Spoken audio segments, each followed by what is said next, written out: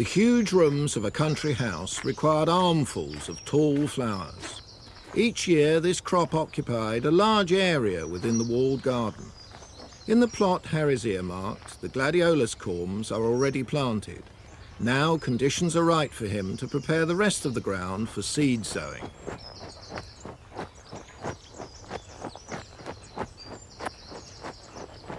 Oh, that's great, Joel.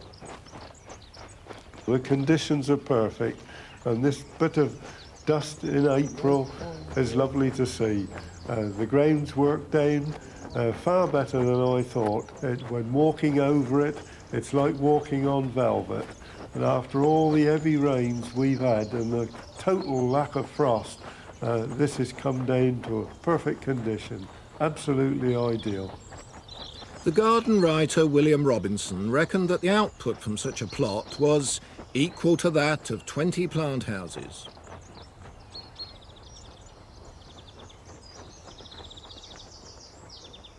In the summer there will be larkspur, and for the winter the cheering brightness of the everlasting flowers, acroleinium and helichrysum, as well as rows of dahlias and chrysanthemums.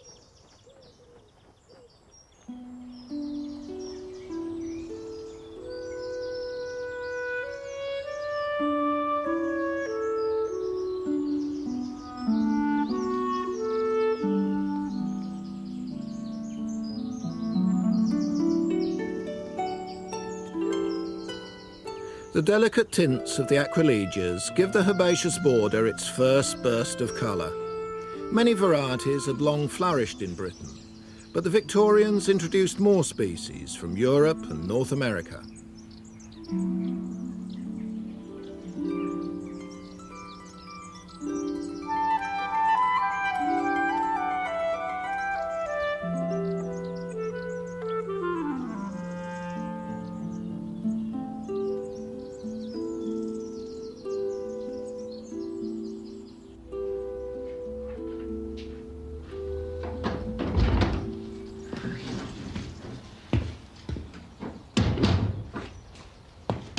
Until flowers are ready for cutting from the open ground, Harry depends on tall, showy schizanthus, or poor man's orchid, available from the glasshouse range.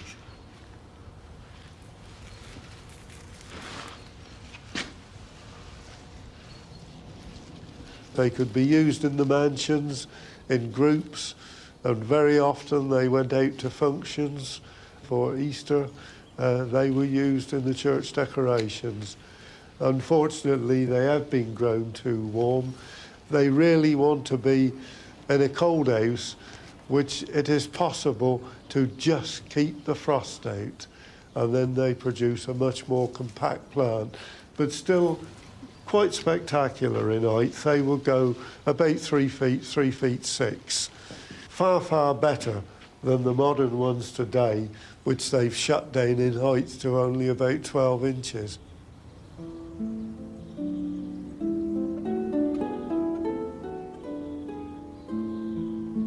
Above them hang the bell-shaped abutilons. To my surprise, one manual claims that they're ideal buttonhole flowers and good for making bouquets.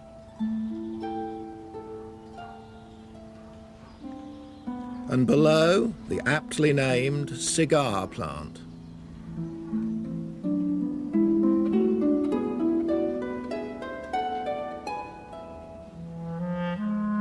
The Victorians introduced so many plants from abroad that it's easy to forget that some were developed from our native wildflowers. The pansy, pampered and widely exhibited as it later became, was one such. It had very humble beginnings. Its ancestry traces back to the insignificant weed that grows in cornfields and hedgerows. The little heartsease had been a favourite wildflower for centuries, but it wasn't until 1814 that Lord Gambier collected some from his estate and gave them to his gardener, William Thompson, to cultivate. And at that moment, a farm weed became a garden plant. Over the next 30 years, Thompson became known as the father of the heartsease. as slowly as efforts were rewarded with brighter colours, larger flowers, and a more rounded shape.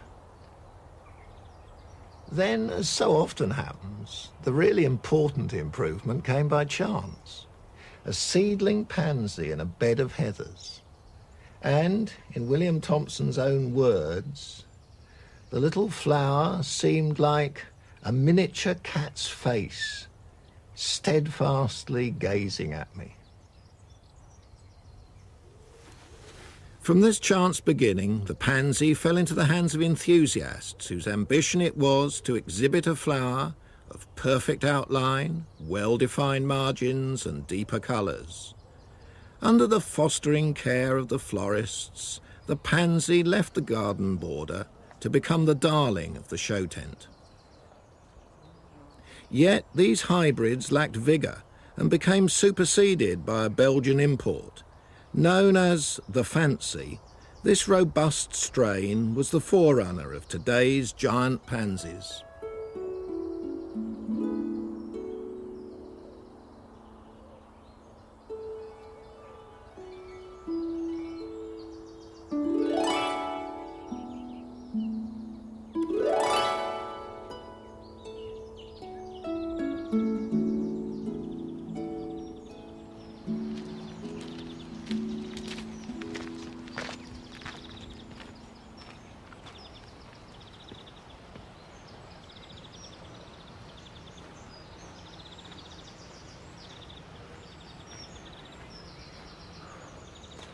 The pansy is a little fastidious, but not severely so.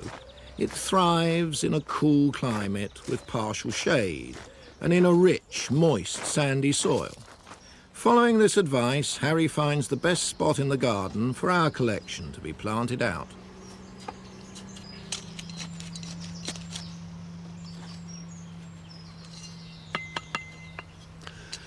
I think, personally, Danier on this north-facing border will be absolutely ideal for them.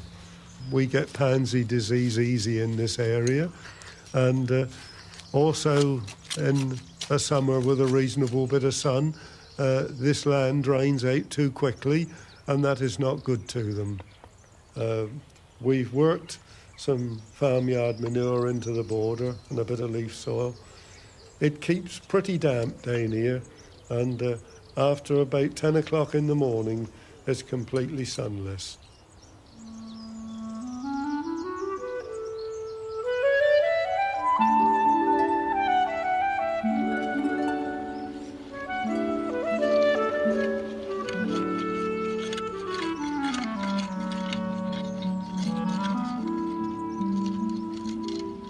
Another old favourite improved by the Victorians was the sweet pea.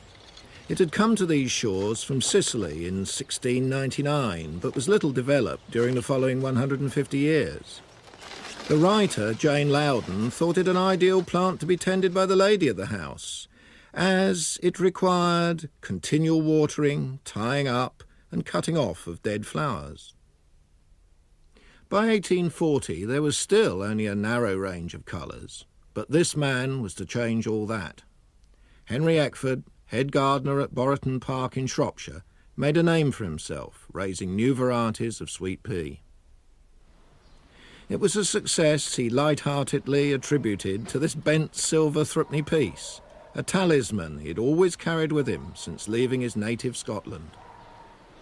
In 1888, with his lucky coin in his pocket, Henry Eckford moved 6 miles down the road to this house in the small market town of Wem.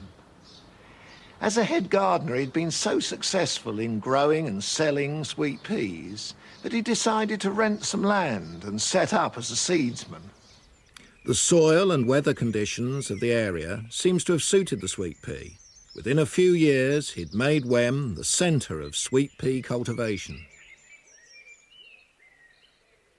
His nurseries were extensive, and buyers came not only from this country but from overseas to see the new varieties he'd bred. America was equally affected by the sweet pea craze. One of Eckford's frequent visitors was their leading breeder, W. Attlee Burpee, seen here honouring his friend by wearing an Eckford sweet pea. The Philadelphian nurseryman would have recognised the quality of the new varieties Eckford had raised. He would have found the flowers exceptionally large and graceful, but perhaps he would have been most impressed by their colours, no longer just purple, pink or white, but blues like this Cheshire blue, or dark red. This bright orange he named after himself, and the more sober cream one after his daughter Dorothy. Eckford's achievements were all the greater, as for hundreds of years the sweet pea had resisted all attempts to hybridise it. They're peculiar plants because they self-pollinate at this stage, long before the flowers are open. So the only hope of making a hybrid is to find some buds, prise open the flowers, split the keel apart, and with a pair of tweezers take out the stamens. Then take a stamen from another variety, rub pollen on the stigma, and that should produce hybrid seed. But Eckford had to share the glory of the modern sweet pea. An accident of nature played its part. One morning in 1899, Silas Cole, head gardener to the Earl of Spencer, noticed that on one of his sweet pea plants, the flower petals were not smooth, but waved and frilly. That discovery marked the next chapter in the fortunes of the sweet pea and gave rise to all these modern varieties, which are still known today as Spencer types. They took the sweet pea world by storm, and soon the old grandifloras, including the 200 varieties bred by Eckford, were neglected and forgotten.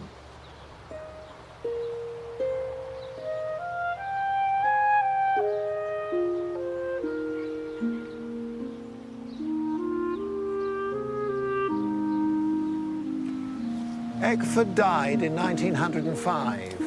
A colleague wrote of him shortly after his death.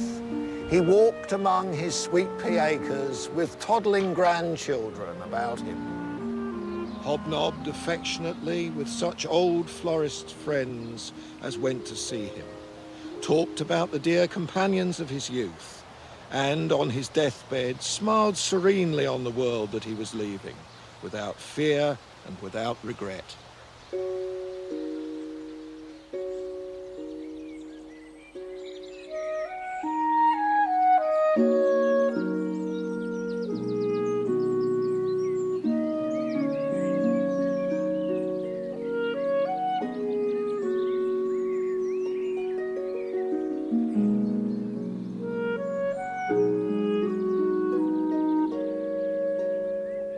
The sweet pea was grown for cut flower.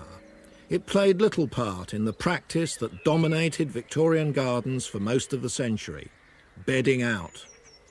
The arrival from South America and South Africa of hundreds of brightly coloured plants stimulated the massing of flowers in formal beds.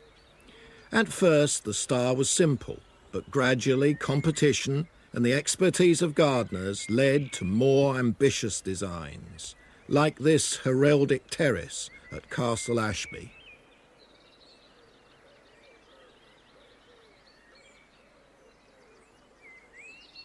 Then it was found that small tufted plants and succulents with coloured foliage could be arranged in complex patterns to produce a flat bed that resembled a carpet. This was a refinement that gave the head gardener a new headache: mathematics. Harry's taken up the challenge.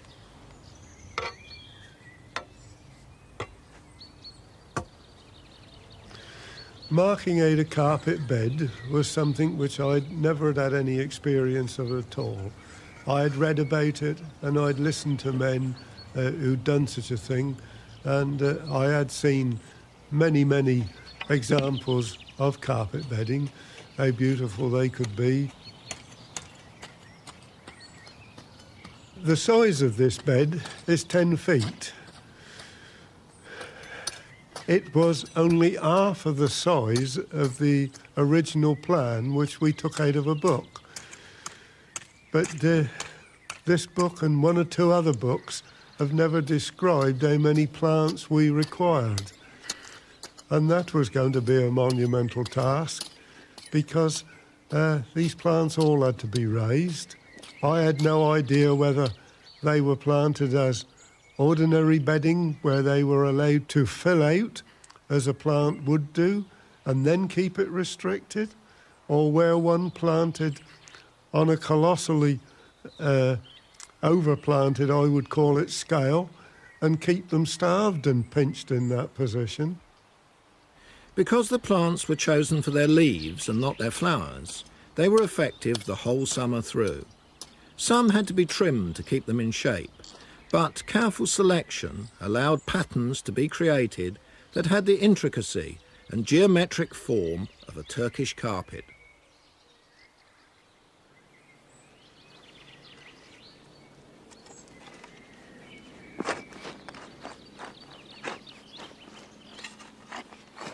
Removing the turf, of course, is quite simple. We use the old turfing iron.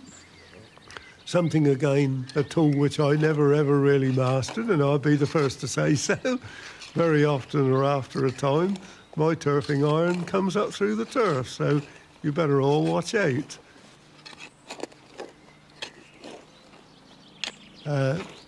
When we've removed the turf, we will proceed to get the soil under the turf made into a condition ready to receive our plants.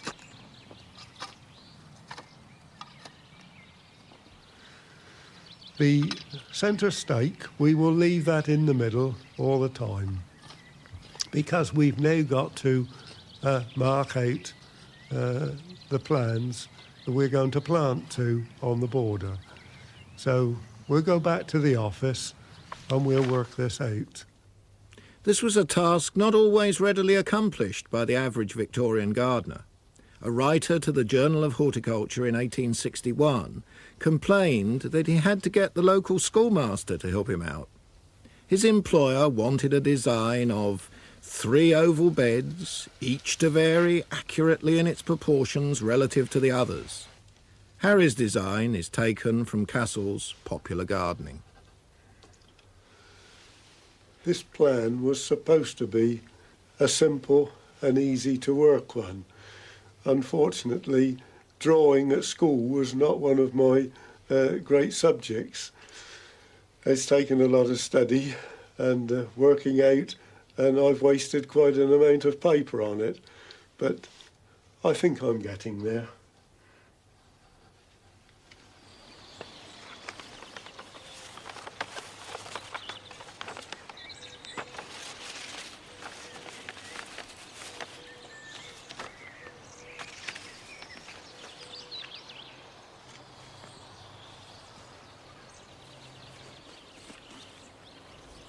The instructions are at best cryptic, but what Harry has to achieve is a pattern of 6 petals with their points evenly spaced around the circle. The Journal of Horticulture warned that if the points extended outside the circle, a gentleman escorting a lady had to tread with care. The lady's attention is so taken up with the flowers that she is in danger of treading on these sharp points at every turn, and the poor man must keep his eye open to save the lady from an unfortunate tumble.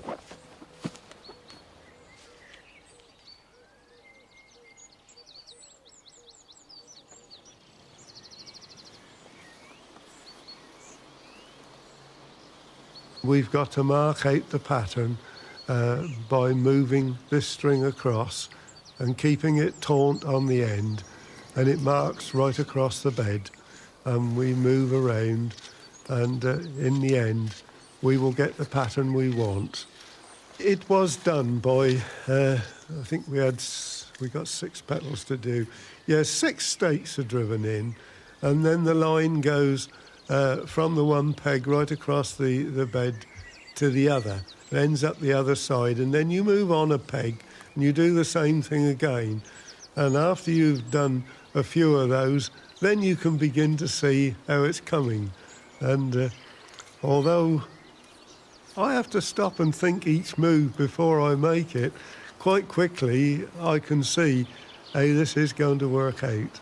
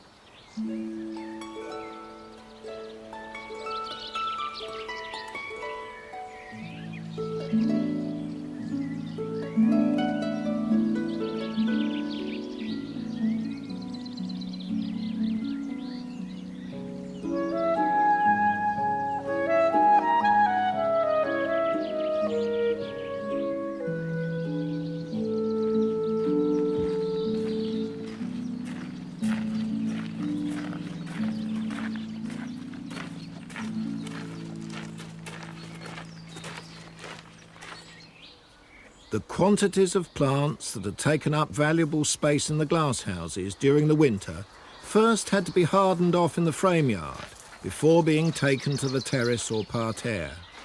Many a gardener grumbled about the time and space they took up.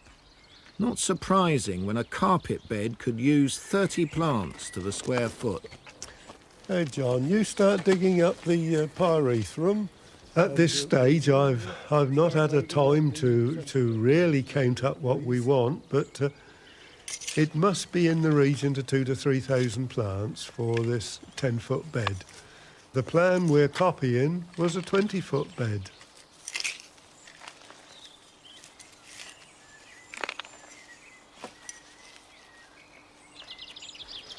I'm sure the labour intensity must have been one of the reasons why so many of them fell out of being.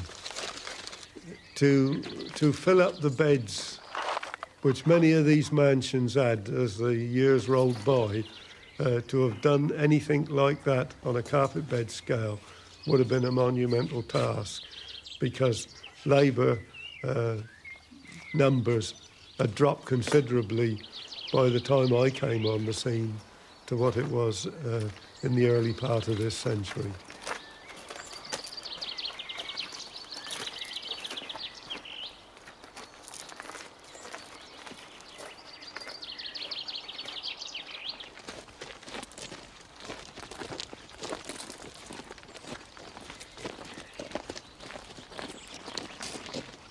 Hang on, lads, I've got a cordy line to pick up in here.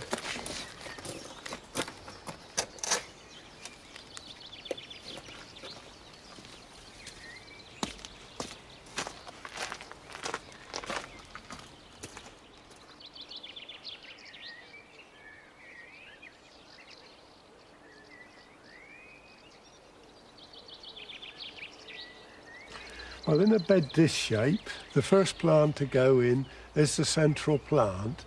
If you don't do the centre first, of course, you can't get into it afterwards, other than by placing boxes or something at the side and then working off of planks, which is rather difficult. A bed this size is comparatively easy by placing the middle one in first. Then we've got a ring to go around this of plants. We'll plant that ring, and then from then onwards, of course, you'll get up and work your way back out through each pattern. The carpet bed was not without its critics among the leaders of garden fashion. William Robinson lambasted all such work as wrong and degrading to art, and, in its extreme expression, ridiculous. Ridiculous or not, few gardeners were spared the long hours of planting and upkeep such beds entailed. In the centre of each triangle, a dark, purple-leaved aeonium. The book specified a dwarf lobelia as the infill for the petal. Such close planting ensures that the soil is quickly covered. If the bed is regularly trimmed like a lawn, the design remains clear throughout the summer. The petal's outline is etched with a low-growing pyrethrum, aptly named gold feather. Finally, the gap between petal and triangle is picked out with a blue-grey succulent echeveria.